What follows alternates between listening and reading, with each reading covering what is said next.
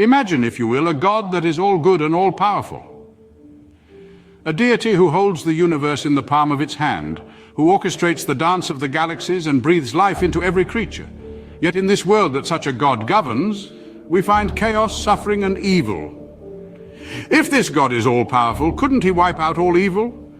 If he can but chooses not to, does that not challenge his all-good nature? And if he desires to eradicate evil, and has the power to do so, then why are we still surrounded by it? This riddle, this profound question, is known as the problem of evil. It is a paradox that shakes the very foundations of belief in an all-powerful, all-good God. It asks us to reconcile the existence of evil with the existence of God. This brings us to the philosophical mind of J.L. Mackie. Enter J.L. Mackie, a philosopher who dissected this problem of evil. Mackie, a proponent of atheism, believed that the problem of evil didn't just cast doubt on the rational support for religious beliefs, but went a step further to assert that they are positively irrational.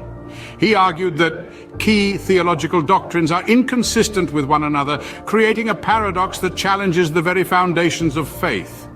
Mackie questioned the common belief that evil is necessary as a counterpart to good. He argued that this perspective not only sets limits on God's power, but also denies the opposition of good and evil.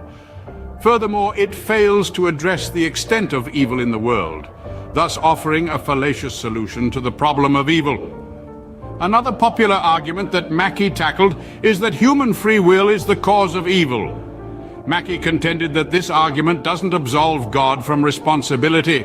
If God is indeed all-powerful and wholly good, he could have created beings with free will who always choose the good. Mackie further challenged the idea of free will and the non-existence of evil. He proposed a thought-provoking question.